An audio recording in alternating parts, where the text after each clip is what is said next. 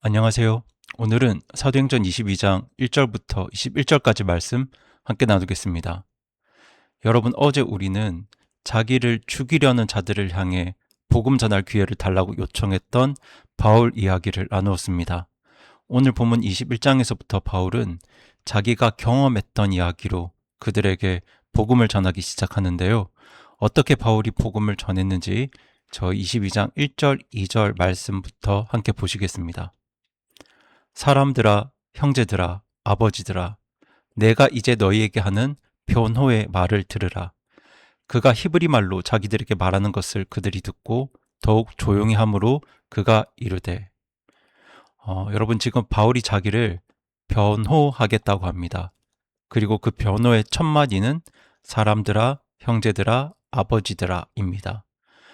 오래전에 스데반이 예루살렘에서 복음을 전할 때도 형제들아, 아버지들아 라는 말로 이야기를 시작했습니다. 그렇게 바울은 지금 히브리 말로 이야기를 시작하는데요.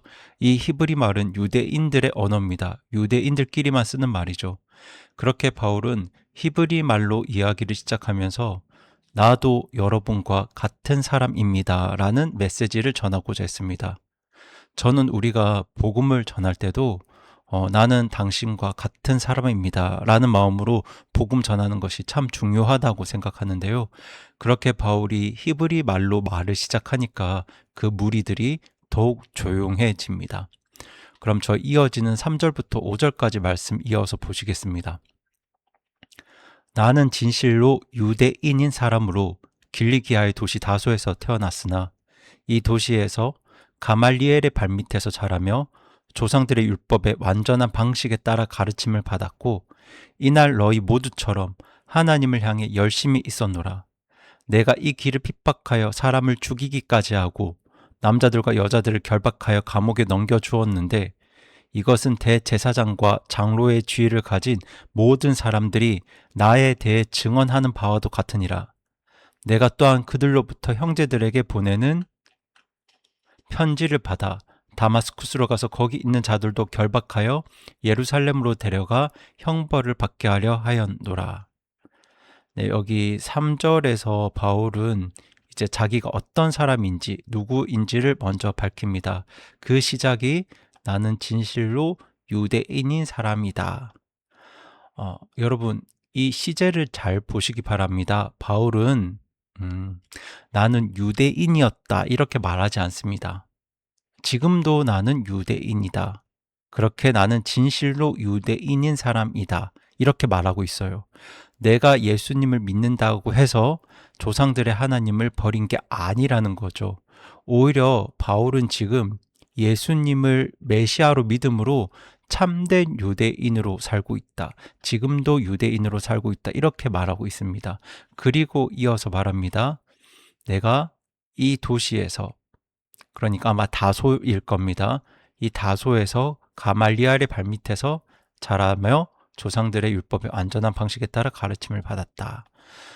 여기서 가말리엘은 당시 유대인들 사이에서 가장 존경받는 율법 교사였습니다. 오늘날로 치면 가장 이름난 대학의 최고 석학이겠죠.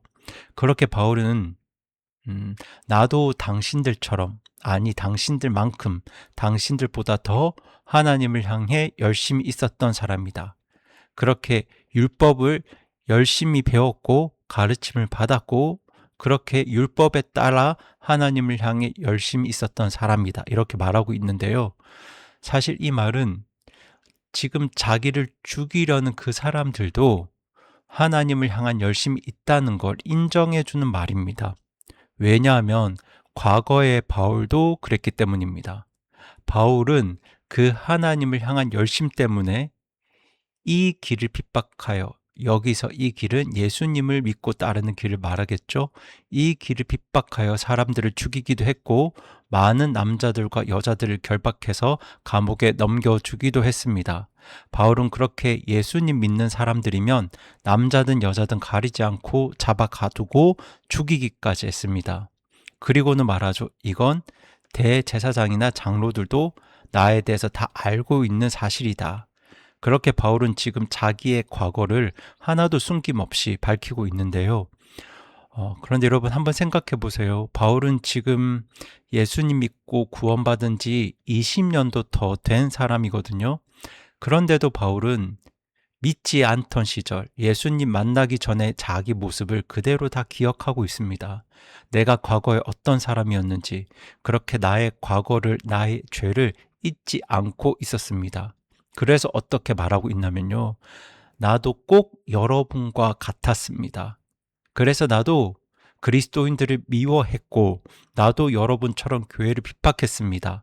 그런데 그게 그냥 그들이 미워서 핍박한 게 아니라 하나님을 향한 열심 때문에 교회를 핍박했습니다. 그래서 나는 여러분들을 이해합니다. 지금 이렇게 말하고 있는 거예요.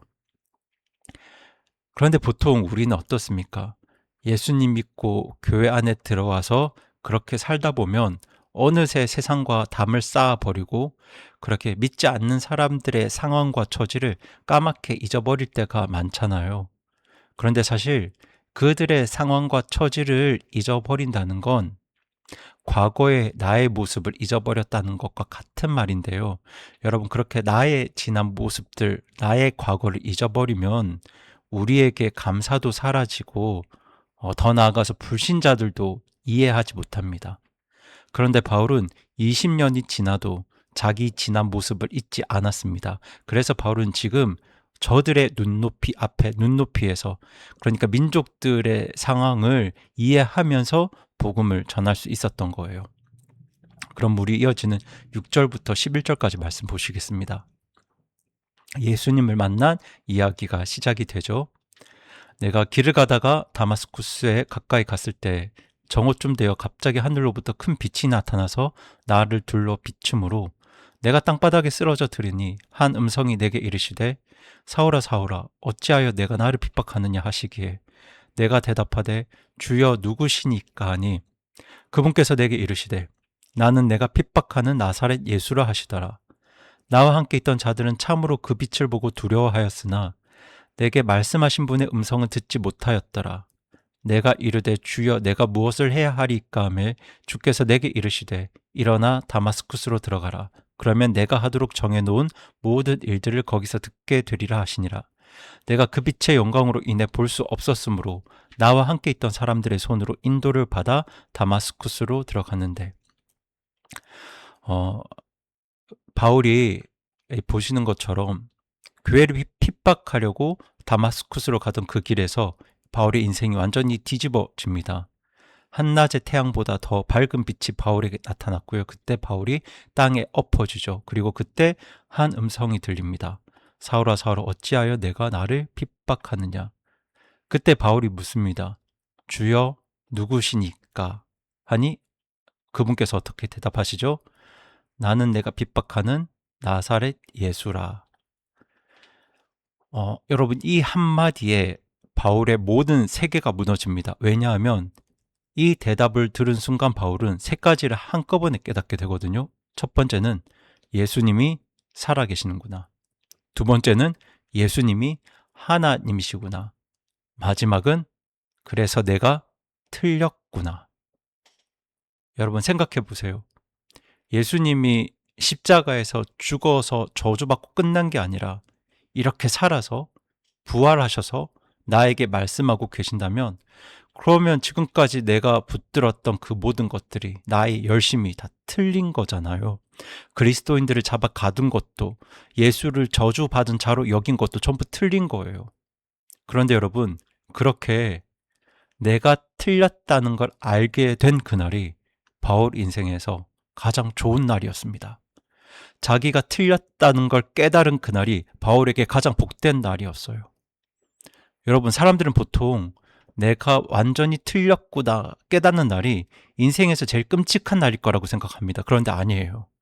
여러분 내가 틀렸다는 걸 아는 그날이 바로 회개의 날입니다. 그렇게 틀린 길에서 돌아서서 옳은 길로 돌아서는 그날, 그렇게 예수님께로 방향을 트는 그날, 그게 바로 참된 회개의 날입니다. 여러분에게도 그 날이 있으시죠? 아, 내가 그동안 틀렸었구나. 내 방식이 아니라 예수님이 옳으시구나. 이렇게 깨닫고 돌아선 그날이 여러분에게도 있을 겁니다. 그날이 우리 인생에서 가장 복된 날이었습니다. 바로 그날 바울은 그 빛 때문에 눈이 멀어서 사람들의 손에 이끌려 다마스쿠스로 들어갑니다. 그렇게 기세 등등했던 바울이 이제 앞 못 보는 사람이 되어서 남의 손에 이끌려 도시로 들어갔지만 여러분, 바로 그날이 바울의 인생에서 가장 복된 날이었습니다. 네, 그럼 우리 이어지는 12절에서 16절까지 말씀 보시겠습니다.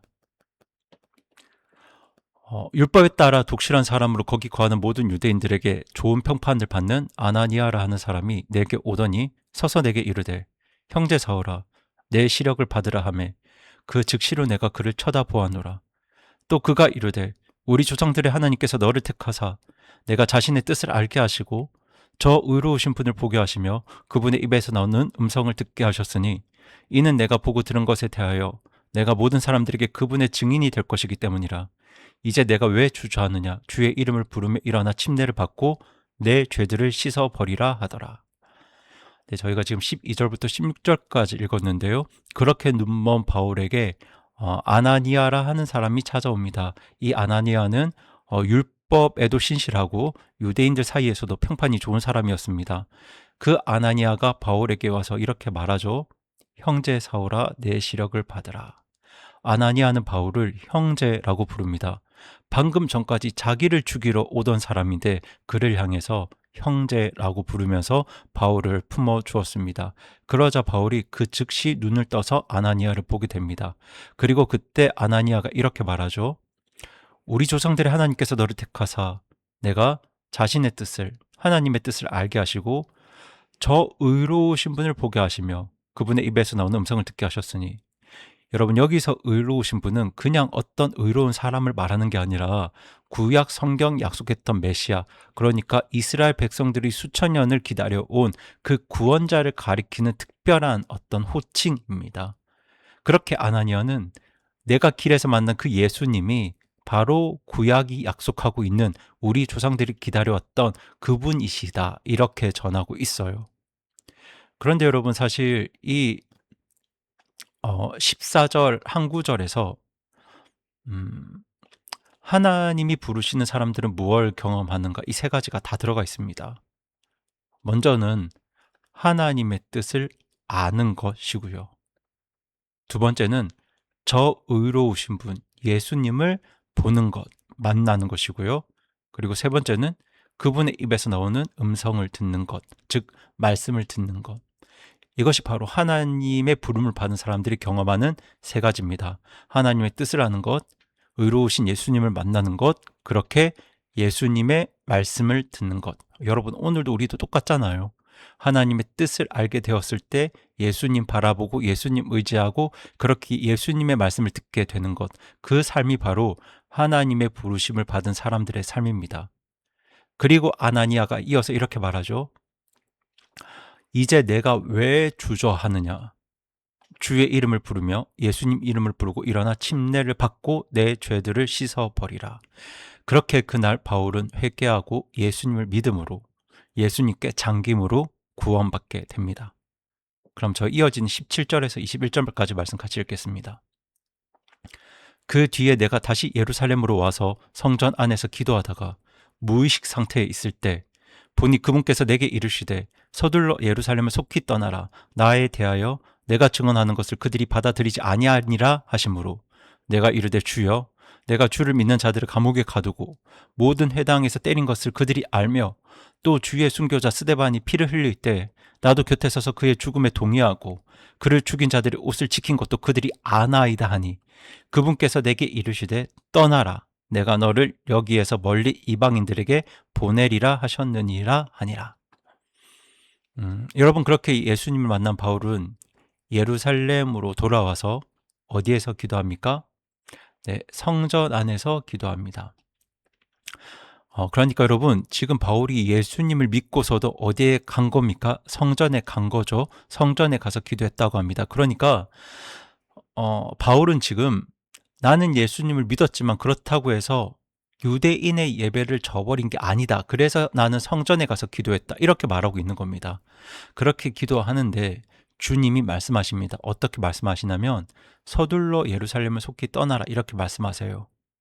나에 대하여, 예수님에 대하여 내가 증언하는 것, 바울이 증언하는 걸 그들이 유대인들이 받아들이지 않을 것이다. 그런데 여러분 여기서 바울이 좀 머뭇거립니다. 이건 한참 이전의 얘기거든요. 바울이 이제 각 구원받았을 때 이야기인데요. 그렇게 예수님이 예루살렘을 떠나라고 하셨을 때 바울이 좀 머뭇거려요. 그러면서 뭐라고 말하냐면 주님, 이 사람들이 저를 다 압니다. 제가 얼마나 지독하게 예수님 믿는 사람들 핍박했는지, 그들을 가두고 때렸는지, 그리고 스데반이 죽을 때 제가 그 자리에 있었던 것도 저들이 다 압니다. 지금 이렇게 이야기했는데요.